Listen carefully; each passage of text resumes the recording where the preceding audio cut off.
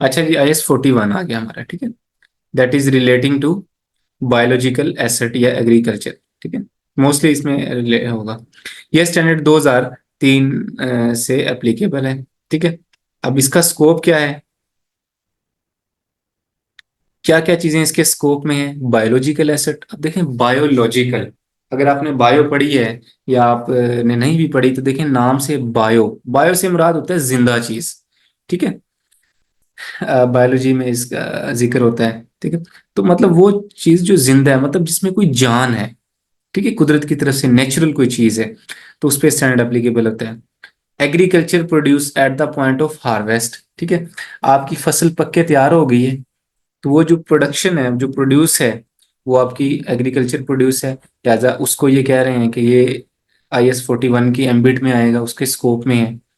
Government grant related to biological asset, अक्सर government क्या करती है कि वो, खास तौर पे पाकिस्तान में क्या हुआ था कि जब पाकिस्तान बना था, ठीक है, मतलब आर्मी का एक बड़ा रोल था, बाद में भी आर्मी का रोल रहा, तो लोगों को इन्होंने प्लाट वगैरह देने शुरू कर दिए, आर्मी के लोगों को या आर्मी ने लोगों को, कि आप ये जो बंजर बियाबान जमीन है इसको आबाद करें, जितनी आप आबाद कर लेंगे उसका आधा आपका है, ठीक है।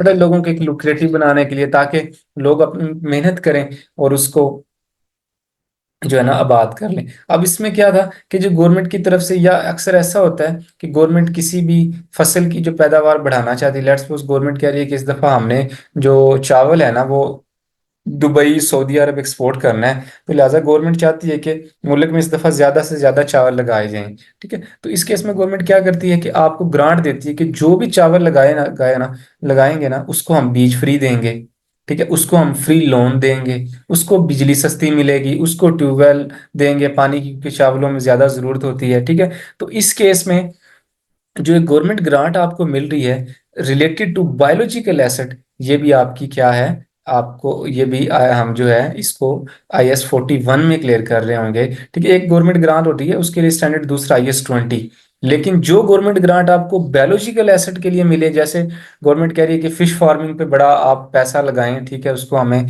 फिश जो है ना वो प्रोड्यूस करके दें, हम आपको ये ग्रांट देंगे, ठीक है, हम आपका बिजली का बिल कम कर देंगे, रेट कम कर देंगे, लोन देंगे, ठीक है। तो इस सारे केस में क्या होगा, अगर इस तरह की कोई चीज है तो फिर आप,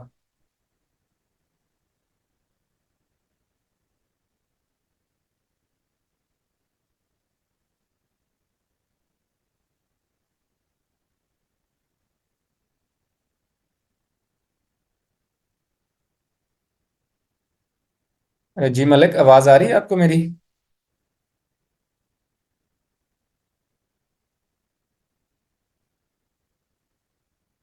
अब्बास भाई, आवाज आ रही है आपको?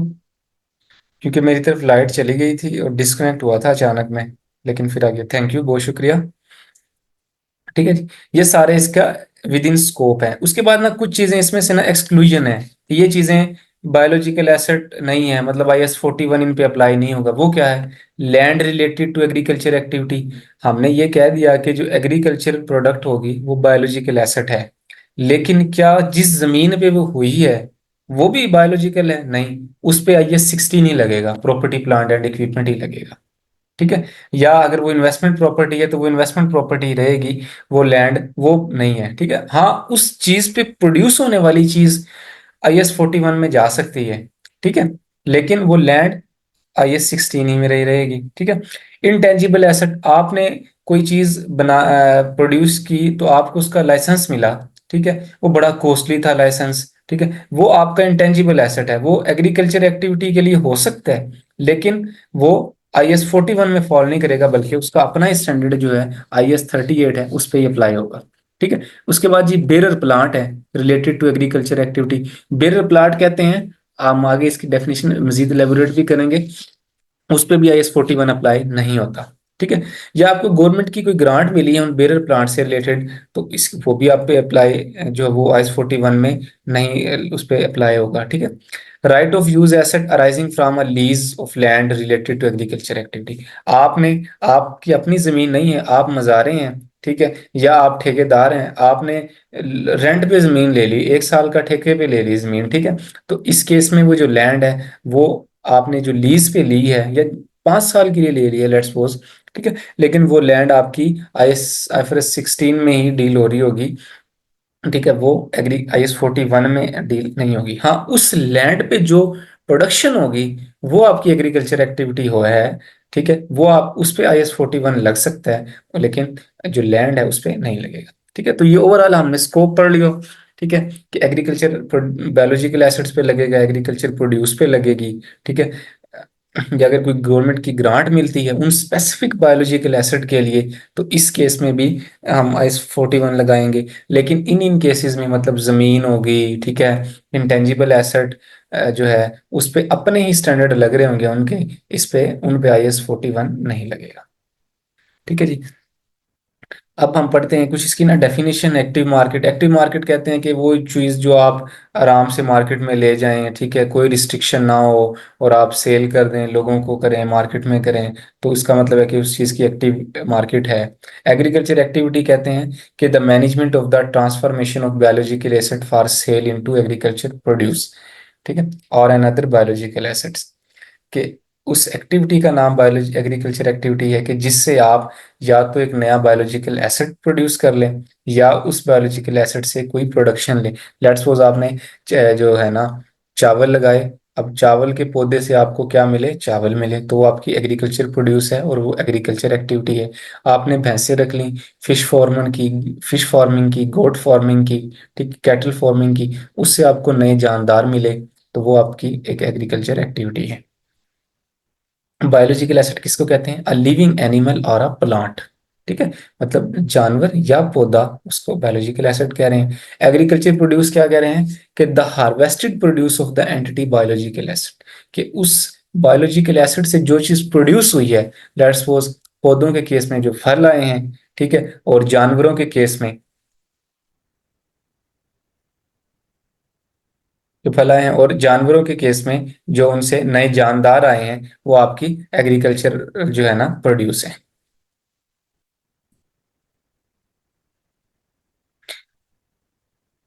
बायोलॉजिकल ट्रांसफॉर्मेशन क्या कहते हैं? The process of growth, degeneration, production and procreation that cause an increase in the value or the quantity of biological asset. ठीक है, मतलब ये एक बायोलॉजिकल ट्रांसफॉर्मेशन प्रोसेस होता है, ठीक है, जो मतलब एक कुदरती निज़ाम है जिससे बायोलॉजिकल एसिड की तादाद में इजाफा होता है या उनकी वैल्यू में इजाफा हो। देखें, तादाद में इजाफा ये है कि भैंस है, भैंस से उसके बच्चे, ठीक है, गाय है, गाय से उसके बच्चे, तो ये क्वांटिटी में इजाफा हो गया। वैल्यू में क्या है कि आपने मतलब भैंस थी, उससे उसके बच्चे पैदा हुए, ठीक है, उसके बाद क्या हुआ, बच्चे जब उसके हुए, तो उनकी उनकी ग्रोथ हुई, तो उनकी वैल्यू में ऐसा ऐसा इजाफा हो रहा है। मतलब पहले वो महीने का था, 2 महीने का था, उसकी वैल्यू कुछ और थी, बाय द टाइम उसके साथ साथ उसकी कुछ और हुई। अब मैं सिर्फ 1 मिनट दें मुझे, मुझे कॉल आ रही है, मैं आपको अभी ज्वाइन करता हूँ, सिर्फ 1 मिनट।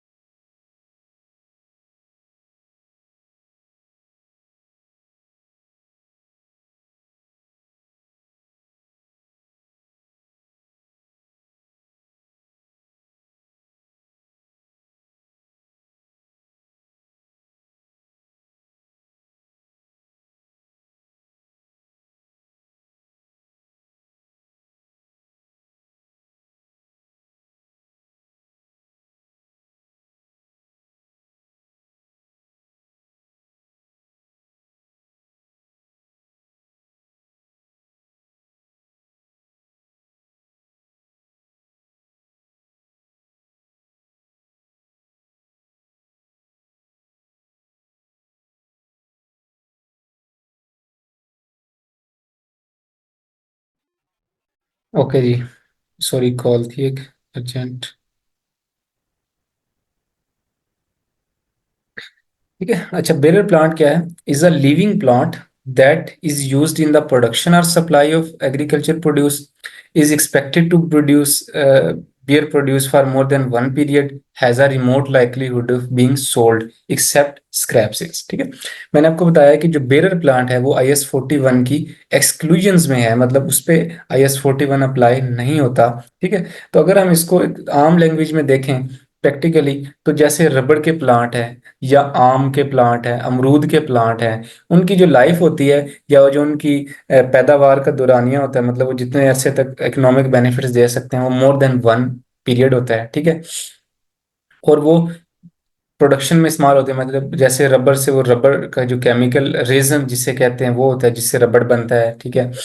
और उसकी जो सेल करने की भी इतनी वो नहीं होती, मतलब आप उसको 1 साल में, 2 साल में नहीं, बल्कि 3 4 5 साल में जब उससे अच्छी तरह आप प्रोडक्शन ले लेते हैं, फिर उसको जो है ना काट के या जाया कर रहे होते हैं, उसकी जगह नया पौधा लगा रहे होते हैं। ठीक है। तो लिहाजा वो बेरर प्लांट है, उस पर IS 41 अप्लाई नहीं होगा, बल्कि उस पर IS 16 अप्लाई होता होगा। अक्सर आई कैप के क्वेश्चंस में, या डिफरेंट ACCA ICW के एग्जाम्स हैं, उसमें एक क्वेश्चन आ रहा होता है कि बेरर जो प्लांट है तो वो प्लांट IS 41 के एम्बिट में क्यों नहीं है, क्योंकि वो स्पेसिफिकली एक्सक्लूड है। ठीक है। अगर हम इसको एग्जाम्पल्स के साथ देखना चाहें तो आप देख सकते हैं कि जैसे शीप है, भेड़ है। ठीक है। अब ये क्या चीज है? ये एक बायोलॉजिकल एसेट है। इससे जो एग्रीकल्चर प्रोड्यूस मिलती है वो क्या है? उसकी ऊन है, मतलब जो उसके ऊपर बाल होते हैं वो फ्लीस जिन्हें कहते हैं। ठीक है। अब उनसे क्या चीज बन सकती है? स्टेपल, कारपेट, पर्स, डिफरेंट चीजें बन रही होती हैं। ठीक है। तो IS 41 का जो एम्बिट है वो कहाँ से कहाँ तक है, मतलब IS 41 किधर से किधर तक अप्लाई होगा? ये IS 41 इधर तक अप्लाई होगा। ये जब चीज बन गई, जो सेल होने के लिए आपने रख ली, अब ये इन्वेंट्री का पार्ट है, इस पे IS 2 अप्लाई होगा। इसीलिए मैंने IS 2 के साथ आपको IS 41 पढ़ाया है कि इनका आपस में लिंक है। ठीक है। जैसे ये देखें, प्लांट है, ठीक है, कॉटन के प्लांट, और जो उससे कपास उतरी है, ठीक है, उस पे IS 41 अप्लाई है।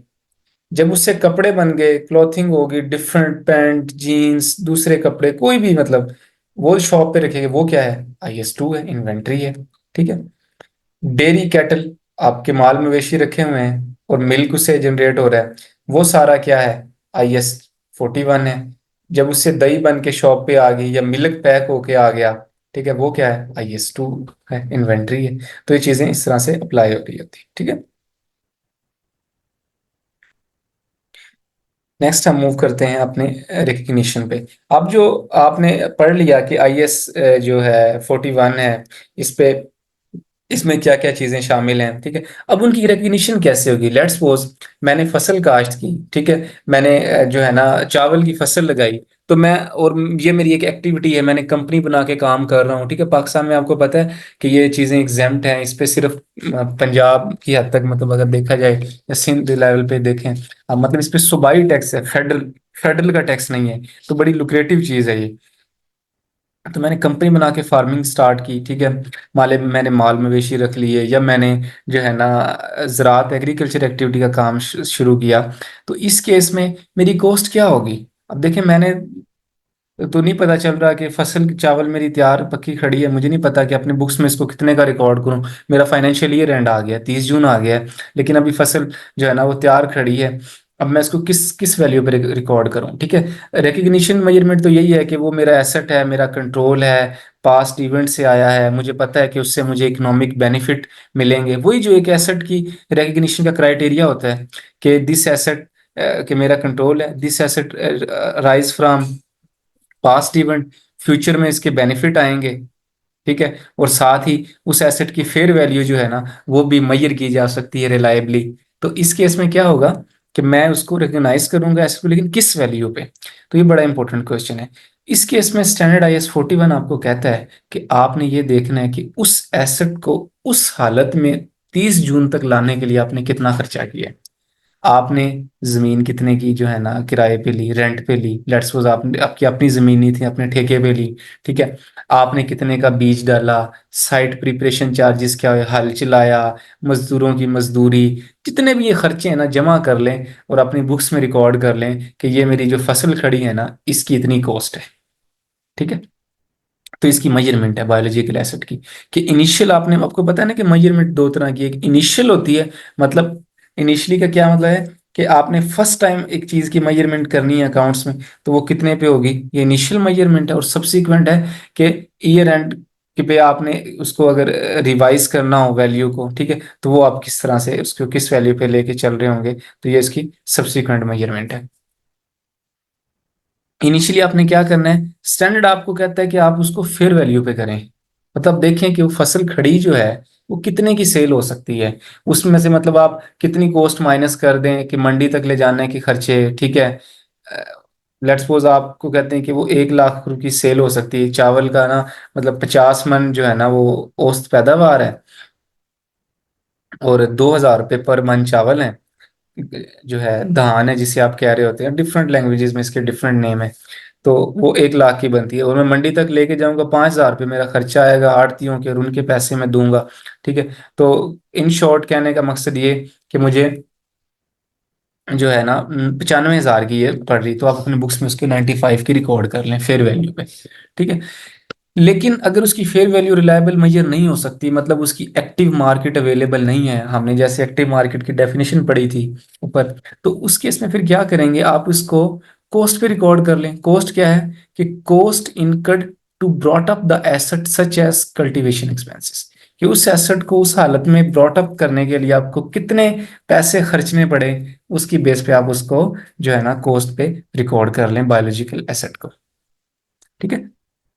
तो ये इसकी मेजरमेंट होगी। या फेयर वैल्यू पे रिकॉर्ड करें, फेयर वैल्यू मेजर नहीं हो सकती, तो आप उसके कॉस्ट पे, जैसे कि हैन फार्मिंग है, मुर्गियां वगैरह हैं, उस केस में आपको नहीं पता चल रहा होता कि कितनी को इसकी भी फेयर वैल्यू है, ठीक है। तो आप उसको कॉस्ट पे रिकॉर्ड कर लें, जितना आप पे खर्चा लगा उस पर रिकॉर्ड कर लें, ठीक है।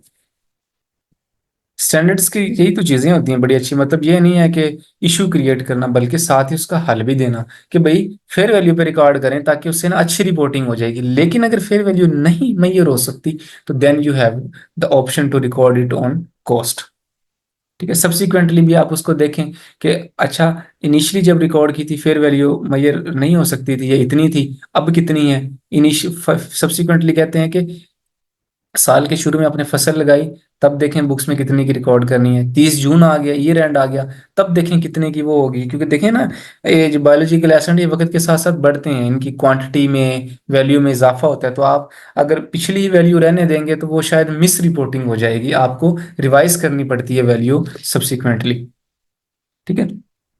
तो फिर वैल्यू देखें कितनी है तो आप उस पर रिकॉर्ड करें, ठीक है। तो कहने का मकसद क्या हुआ कि बायोलॉजिकल एसेट की मेजरमेंट के लिए फिर बेसिकली दो मॉडल हुए, एक फेयर वैल्यू मॉडल, दूसरा कॉस्ट मॉडल, ठीक है। अगर फेयर वैल्यू मेजर ना हो तो फिर क्या करें, कॉस्ट मॉडल पे रिकॉर्ड करें।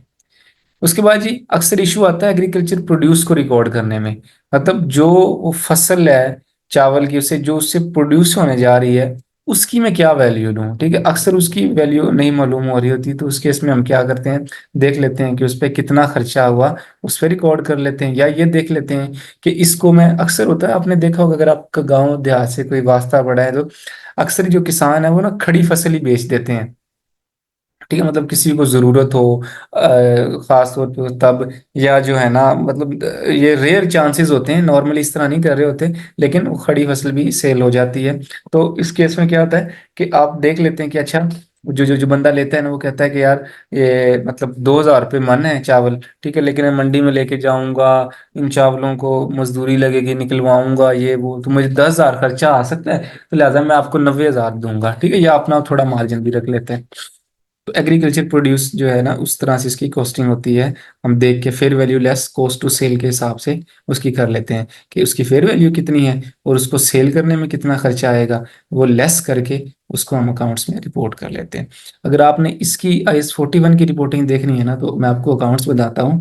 मिचेल फ्रूट फार्म्स लिमिटेड के अकाउंट्स हैं, ठीक है, या ये जहांगीर तरीन की जो कंपनियां है ना डेयरी से रिलेटेड, आप उनकी जो है ना वो देख सकते हैं फाइनेंशियल स्टेटमेंट, उनमें आपको काफ़ी चीज़ें मिल जाएंगी।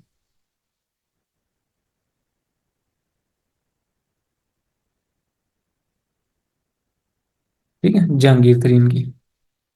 उसके बाद जी fair value gain and losses, biological asset and agriculture produce, the gain or loss on initial recognition as well as subsequent is included in profit and loss account। ठीक है, मतलब आपने जो खर्चा किया फसल पे, लेट्स सपोज 1 लाख था, अगर आज उसकी फेयर वैल्यू देखे जाए तो वो 1,20,000 है। ठीक है, तो आप 20,000 रुपये प्रॉफिट एंड लॉस अकाउंट में अपना रिकॉर्ड कर लें। ठीक है, inability to measure fair value, अगर आप किसी चीज की उसकी फेयर वैल्यू मेजर नहीं कर सकते, ठीक है, ड्यू टू एनी रीजन, तो आप उसको कॉस्ट पे ही रख लें। ठीक है, कोशिश करें कि फेयर वैल्यू पे करें, वरना कॉस्ट पे कर लें। ठीक है, once the fair value of the biological asset become reliable measure, एक टाइम पे उसकी फेयर वैल्यू मेजर नहीं की जा सकती थी, लेकिन अब की जा सकती है। मतलब एक्टिव मार्केट होगी या वो चीज़ बड़ी होगी। जैसे देखें, मैं आपको बताऊं प्रैक्टिकली, जब भैंस का या गाय का बच्चा पैदा होता है ना, तो उस टाइम उसकी रेट नहीं लग रहा होता, पता नहीं चलता, क्योंकि उसने दूध पीना होता है। ठीक है, अगर उसको जुदा कर देंगे उसके मदर से तो वो शायद एग्जिस्ट ना कर सके। ठीक है, तो उसके इसमें पता नहीं चलता उसकी फेयर वैल्यू कितनी है। ठीक है, या कॉस्ट कितनी है, हमें नहीं पता चलता।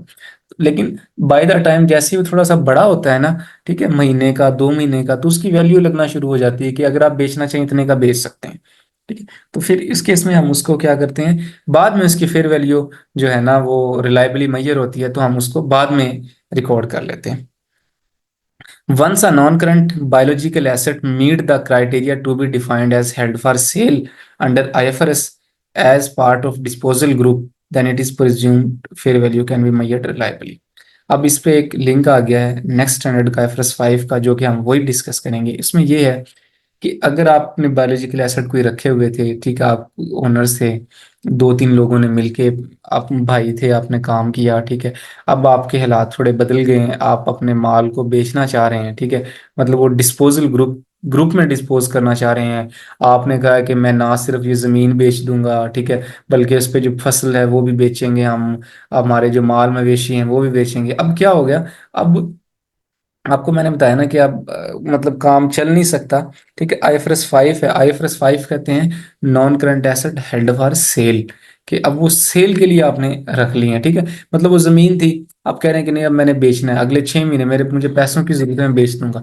अब जो आप जमीन बेचेंगे तो उस पे जो खड़ी फसल है, जो आपका फार्म है, वो भी जाएगा। ठीक है, तो क्या होगा, वो फार्म भी, वो माल भी, वो एग्रीकल्चर प्रोड्यूस भी अब उस डिस्पोजल ग्रुप का पार्ट बन गई है। ठीक है, तो हम अज्यूम करेंगे कि अब इसकी फेयर वैल्यू मेजर हो सकती है। ठीक है, देखे ना, आप जब उसकी बोली लगवाएंगे, पैसे लगवाएंगे, ये तो नहीं है कि मैंने सिर्फ लैंड लैंड बेचनी।